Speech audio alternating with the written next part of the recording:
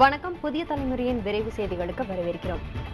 தமிழகம், India, சர்வதேசம், வணிகம், விளையாட்டு போன்றவற்றில் முக்கிய நிகழ்வுகளை பார்க்க இருக்கிறோம். முதலில் தமிழகத்தின் முக்கிய செய்திகளை பார்க்கலாம். தமிழ்நாடு அரசு பணியாளர் தேர்வாணையத்தின் குரூப் 2 தேர்விற்கு ஆன்லைனில் விண்ணப்பிக்க இன்று கடைசி நாள். ஆன்லைனில் விண்ணப்பித்தவர்கள் விண்ணப்பம் மற்றும் தேர்வு கட்டணத்தை வரும் 8ஆம் தேதிக்குள் வங்கி அல்லது தபால் அலுவலகத்தில் செலுத்த வேண்டும் என்று டிஎன்பிஎஸ்சி தெரிவித்துள்ளது.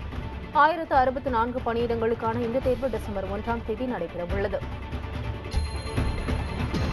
வெப்பசலனம் காரணமாக சென்னையின் பல்வேறு பகுதியில் நேற்று இரவு மழை பெய்தது. நேற்று பிற்பகல் தொடங்கிய மழை மாலை வரை பெய்தது. வடபழனி, கோடம்பாக்கம், நுங்கம்பாக்கம், கிண்டி, வேளச்சேரி, எழும்பூர், தண்டையார்பேட்டை, மெரினா உள்ளிட்ட பல்வேறு பகுதிகளில் பெய்த மழை இரவிலும் தொடர்ந்தது. வரும் நாடாளுமன்ற தேர்தலில் அதிமுக, திமுக கட்சிகளுடன் கூட்டணி இல்லை என்று மதிமுக பொதுச் செயலாளர் வைகோ தெரிவித்துள்ளார். மறுமலர்ச்சி பயணம் மேற்கொண்டு வரும் வைகோ ஈரோட்டில் நேற்று பிரச்சாரம் மேற்கொண்டார். அப்போது பேசிய அவர், காங்கிரஸ் கட்சி மீண்டும் ஆட்சிக்கு வராமல் தோற்கடிக்கப்பட வேண்டும் என்றார். காஞ்சிபுரம் மாவட்டத்தில் மதுராந்தகம் கூட்டுறவு சர்க்கரை ஆலை நிர்வாகம் விவசாயிகளுக்கு 3 கோடி ரூபாய் வரை நிலுவைத் தொகை அளிக்கவில்லை என்று புகார் எழுந்துள்ளது. இது தொடர்பாக சர்க்கரை ஆலை நிர்வாகத்தை தொடர்பு கொண்டு கேட்டபோது, கடைசியாக அனுப்பப்பட்ட கரும்புக்கு மட்டும் பணம் அளிக்கப்படும் என்றும் விரைவில் விவசாயிகளுக்கு நிலுவைத் தொகை அளிக்கப்படும் என்றும் தெரிவித்தனர். கடலூர் மாவட்டம் விருத்தாச்சலத்தில் பட்டா மாற்றம் செய்ய லஞ்சம் வாங்கிய நில அளவர், கிராம நிர்வாக உதவியாளர் ஆகியோர் கைது செய்யப்பட்டனர். விருத்தாச்சலம் பகுதியைச் சேர்ந்த பல்சுதார் என்பவரிடம் பட்டா மாற்றித்தர கிராம நிர்வாக உதவியாளர் கண்ணன், நில அளவர் அண்ணாதுரை ஆகியோர் லஞ்சம் பெறும்போது பிடிபட்டனர். கிருஷ்ணகிரியில் தனியார் மருத்துவமனையிலிருந்து கடத்தப்பட்ட ஆண் குழந்தை 5 மணி நேரத்தில் மீட்கப்பட்டது. பவித்ரா என்ற பெண்ணின் குழந்தை பிறந்து 4 நாட்களே ஆன நிலையில் நேற்று காலை காணாமல் போனது.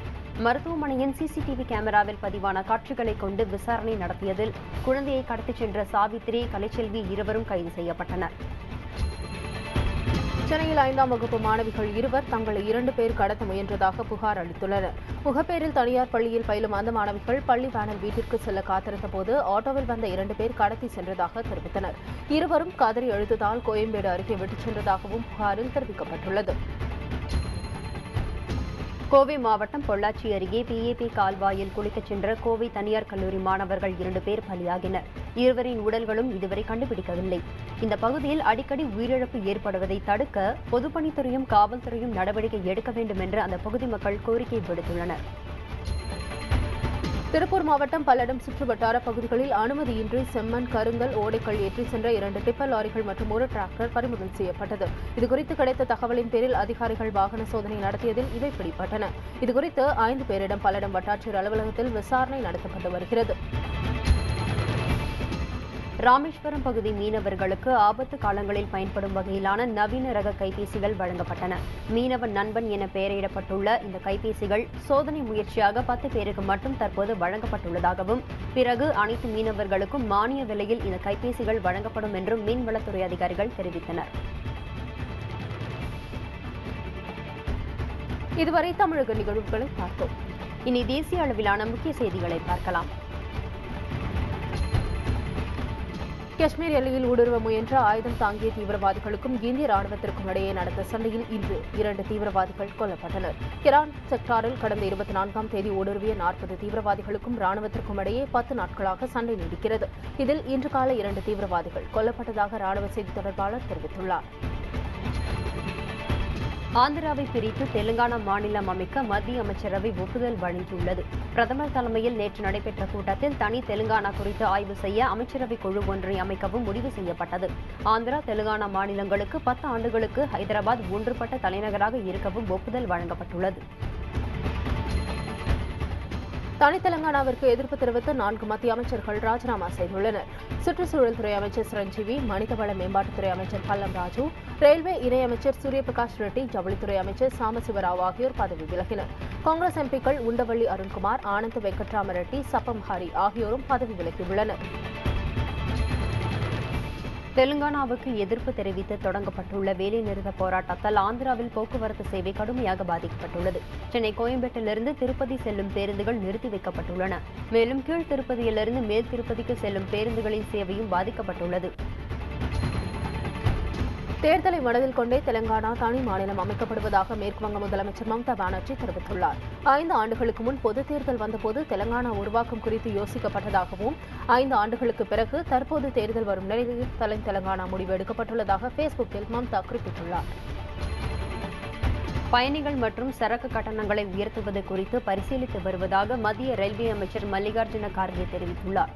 எரிபொருள் சிக்கனம் குறித்த பல்வேறு பரிந்துரைகள் ரயில்வே துறைக்கு வந்துள்ளதாகவும் அவற்றை ஆய்வு செய்து விரைவில் முடிவெடுக்கப்படும் என்றும் அவர் தெரிவித்தார்.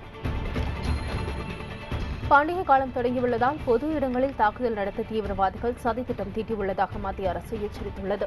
இந்தியன் முஜாஹிதீன், லஷ்கர் இ தொய்பா போன்ற தீவிரவாத அமைப்புகள் சதித்திட்டம் குறித்து தேசிய புலனாய்வு பிரிவுக்கு தகவல் கிடைத்துள்ளன. இதைத் தொடர்ந்து மாநில அரசுகள் மற்றும் யூனியன் பிரதேசங்களுக்கு உள்துறை அமைச்சகம் எச்சரிக்கை கடிதம் அனுப்பியுள்ளது.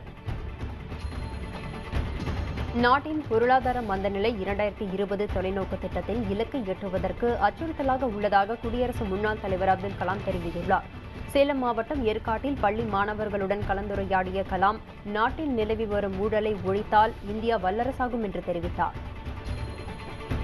புதுச்சேரி மாநிலத்தில் 3 முதல் 6 வயது வரை உள்ள குழந்தைகளுக்காக முன்பருவ கல்வி திட்டம் செயல்படுத்தப்படும் என முதலமைச்சர் ரங்கசாமி தெரிவித்துள்ளார். அங்கன்வாடி மையங்களுக்கு உதவித்தொகை வழங்கும் நிகழ்ச்சியில் கலந்து கொண்ட பின்னர் செய்தியாளர்களிடம் பேசிய அவர், வரும் 6 தேதி முதல் புதியதாக 6000 பேருக்கு முதியோர் ஓய்வூதியம் வழங்கப்பட உள்ளதாகவும் கூறினார். நடப்பாண்டின் தென்மேற்கு பருவமழை காலம் கடந்த 72 ஆண்டுகளுக்கு பிறகு அதிக நாட்களுக்கு நீடிப்பதாக டெல்லி வானிலை ஆய்வு மையம் தெரிவித்துள்ளது. தென்மேற்கு பருவமழையின் சராசரி காலம் 85 நாட்கள் என்ற நிலையில் 1956இல் அது 111 நாட்கள் நீடித்தது.